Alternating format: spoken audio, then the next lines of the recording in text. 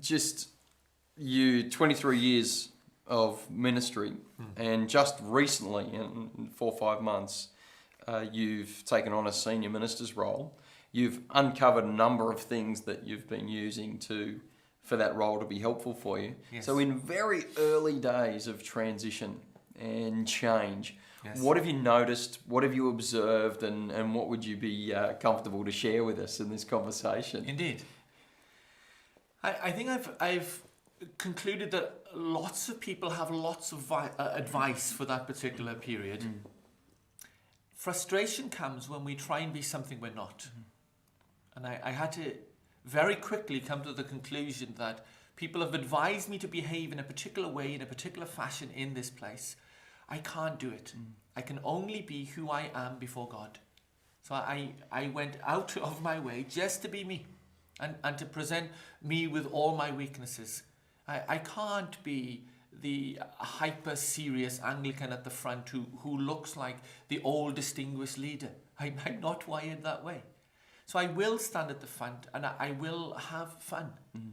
And if I've learned anything in all these years of ministry, is you have to enjoy it. So Jesus told us that his burden is light.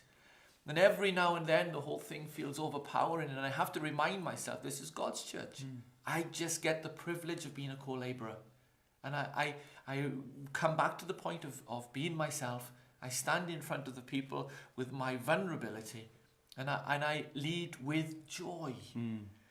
And my big leadership lessons are on the way, because I think it's impossible to be a minister without getting hurt from time to time. I think it's impossible to live at all without getting hurt from time to time. My big lessons for leadership is I will walk with my spirit sweet and my baggage laid to one side. So every now and then I have to come before God and say, God, I've picked this up. Somebody's hurt me again. I give this back to you. I will keep my spirit sweet. I will walk with a sparkle in my eyes and my spirit sweet. And I'll walk before you unburdened. And I've managed to do that. And it's been an effort from time to time. But we trap ourselves. We are unable to finish our journey sometimes if we pick up things and we hold them as baggage inside us. And it colours the way we see things. It affects our ability to minister effectively. And ultimately, it'll stop us fulfilling our destiny before God.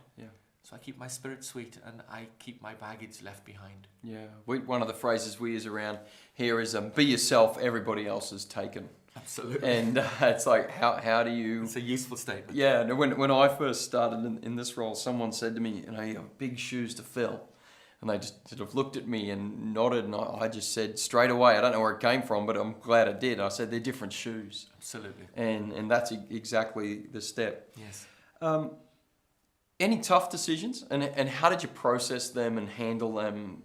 Decisions you just know you've got to make as a leader. They're hard, they're not easy, they really just have to be made. What journey did you go through and process did you use to do that? Yeah, so I always pray about every major decision. And I've discovered in my journey that there are very few people out there who can help, but there are people out there who can help. So very quickly I'm able to pick up a phone and say, this is what I'm facing. You've probably been there before me. How did you respond to that? And there's something in that multitude of counsel which gives me wisdom. So I know that I'm 4 months into a position that I haven't held before. I came with a whole pile of skills which I'd acquired through the rest of my ministry. I knew how to lead teams. I knew how to communicate. I knew how to do a whole range of things which are necessary for this position, but none of them were this position. And so people who are just a little bit ahead of me, I'm very, very quick to say, how did you solve this? And I take a range of opinions on it, and then I go ahead and make a decision. And then you act on the decision and own it. Decision, absolutely. Fantastic.